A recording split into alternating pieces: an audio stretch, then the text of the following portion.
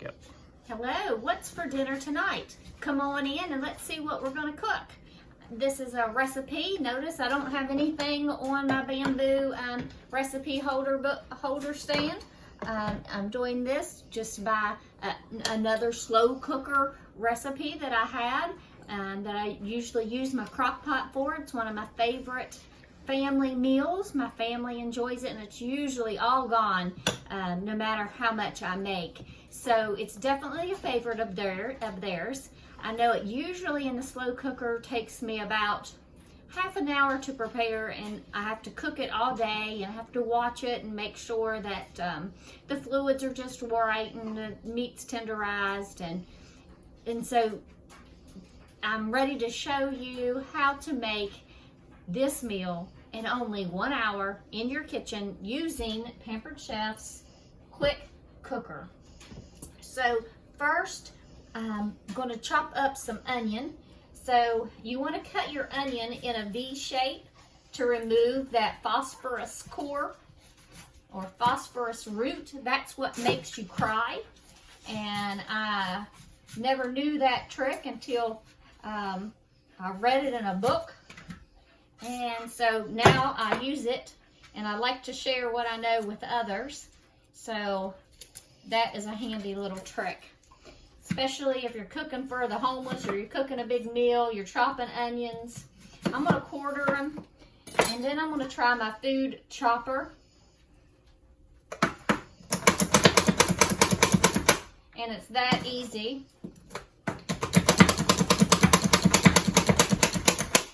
I'm just going to scoot them over to the side.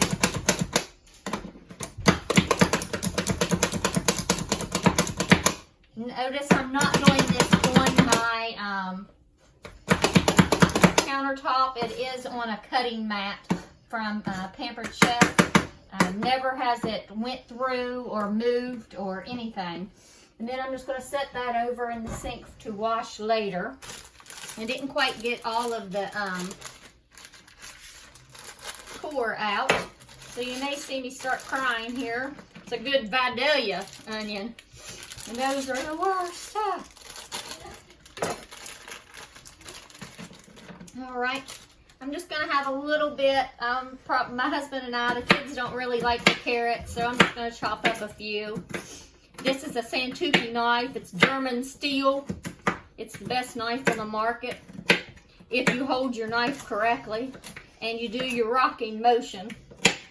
It's the best. Now, these do not mince. Notice these are fine cut onions, and I'm just chopping the carrot. Some pressure cookers will actually make your carrots nice and soggy. And this pressure cooker has made perfect carrots for me about 50 times. The carrots are not yucky and soggy. Okay, I'm going to set this cutting mat over to the side, and I'm going to get another one. Cutting mats come in a set of 3, which makes it handy. See if my meat tenderizer is in one of my cabinets. Paul. Now we're going to take our fresh beef from the cow that we had slaughtered.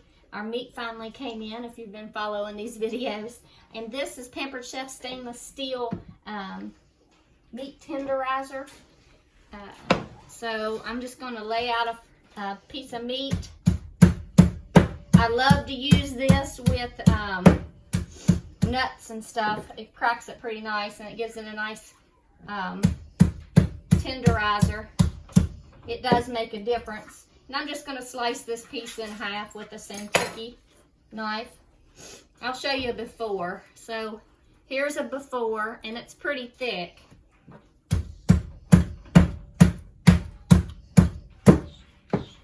And then this is what it looks like after. So you want to chop all of your meat with that. Just give it a nice press down just to kind of make all the meat even so that it cooks.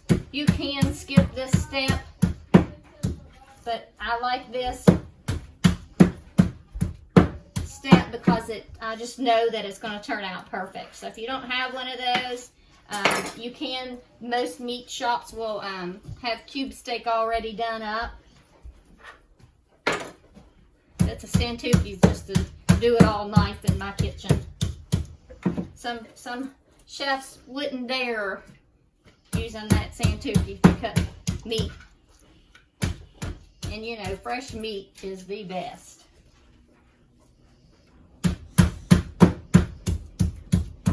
And I usually make 2 steaks per person in the family. 10's a good number for my family. If there happens to be a leftover, it's good for the next couple days in your refrigerator. You can always get this back out and put it right back in the quick cooker and turn it on warm. And that is our, I use that as a prep bowl all the time. It's great to keep meat in the refrigerator for storage. So what I'm going to do is, can you see the stovetop? Can you see all this stuff down here? Hayden's not on his game today. So here's the chopped carrots, in case you couldn't see the difference in the two. Hand chopped and chopped with the food process, or the food chopper. And then the meat is over here. So what I want to do is get a measuring cup or a silicone prep bowl, something, anything to measure, and I'm going to just put a cup of this. If you look down on the inside, it's easy to read. And I'm just going to go with a cup. I don't have any of the onion by Pampered Chef, which I love, but I don't have any. So today I'm using garlic herbs. Let's see if my smaller one is over here. No, I have the tablespoon. So we're going to go with 1 tablespoon of herbs and garlic and sprinkle it in the bottom. I'm just going to take the classic scraper and give that a good stir. Oh, that smells so good. That smells really good. Okay, next thing I like to do is just any potatoes that you like. I'm going to put those on the bottom of my meat because I like the meat to kind of give a little taste to the potatoes. You know, most of the time you would go with one color, but as you've seen, that was left over from another recipe. I'm going to go ahead and use my handy scraper to scrape off the carrots and some of the onions. I want to reserve the other onions for my meat. And if you had onion, you could add a good tablespoon of onion. Or Lipton onion would work. I like Pampered Chef's best. Pampered Chef is like a 3-onion rub, and you actually get more onions in it. So then I'm just kind of laying my meat down. I'm going to use my can opener, Pampered Chef can opener, to finish cutting off this lid. Can you get this can opener at all? It's an awesome little device. And you just put it on there and it finishes it. All right. And then you push the button there and it kind of releases. And then it has a little clip. See that little clip, my little thumb? Well, you know, not so little bit. And it will actually pick it up so that you won't get cut. And then I have to push my finger down. Okay. And then I'm going to add a little onion. Can you get that? Just going to add a little onion on top for flavoring.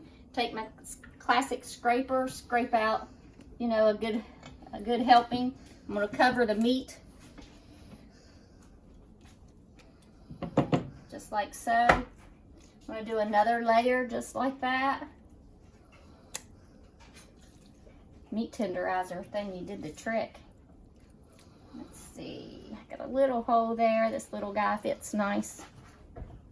We'll cut a little onion. Might have to cut me up another onion. And then, so it's kind of like a lasagna. You just layer it. And I like plenty of this cream of mushroom. That just makes the gravy, and it just makes it so much better. All right. And then we'll put in, that's got a little thick edge on it. I don't know if I like that. As you can see, all of my meat's kind of even, and that piece wasn't so even, and I just don't know if I like that idea.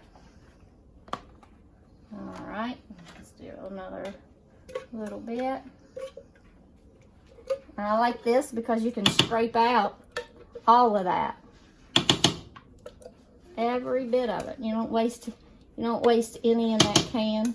You just keep scraping, and this comes off nice. And then I'm just going to rub it around. Give it a little flavor. Have one more little piece, and we'll put him on top. Where's my little handy scraper? There we are. Do it like so. I think this one's... Alright. The more liquid you put in this pot, the longer you have to keep it in the pressure cooker, because the pressure can't build up with all that liquid. But we like to have a nice thick gravy too, so we'll add that. And then I'm going to sprinkle the top with the herbs so that the herbs cook downward. I happen to love those. All right, and then I'm going to just wipe off the top of that bowl. Grab. You don't have to, but you like to keep things neat in your kitchen sometimes. Turn that, pop that off. Easy as that. Add it to here and put the lid on. It is plugged up. Okay, and it'll talk to me. That's pretty easy. I'm going to turn the memory dial over to beef, because we are cooking beef. It'll be a good start. I don't think I passed it once, but that's okay. And then I'm going to go to custom time, and I'm going to up this, because there is a lot of liquid in here, to 50. And then next thing you have to do is push start. There's nothing that shows up here until it actually builds up the pressure, and the little button, magic button, pops up here. That's when it starts cooking, and then it'll come up with how much time's remaining. So when I clean up my kitchen and this is done, I'll be back with you to show you how it turned out. It is almost time to eat. It has fully dispelled all of the steam. All of the pressure is out. I push this little button here, and as you can see, there's no steam. To check to make sure that your steam is out, you can use a handy scraper. Usually you can buy these, or they come with a piece of stoneware. That's where I got mine from. You can have this cooker today by just ordering it outright, or you can get it half price by having a show, or taking up an order, or a Facebook show. Oh, looks good and creamy. So what we're going to do, what I like to do, is kind of use a pair of salad tongs to get the meat.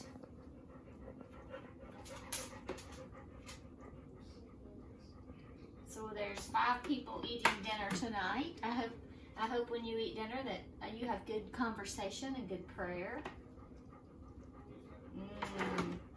It's looking very good. Looking very good. Smells absolutely delicious. I like to kind of go through and just put a couple pieces of meat. It's okay. A few pieces of meat on that one. That one could be Dad's. Hayden actually eats more than anybody, I believe. Let's see.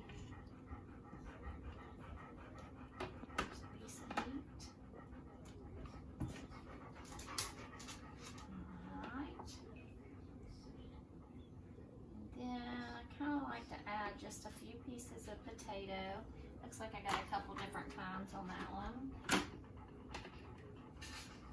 Everybody likes potatoes in my family. So I'll divvy that up later. But as you can see, another successful meal made in our quick cooker in less than an hour. I hope you enjoyed this video. If you did, remember to subscribe so you can get future videos.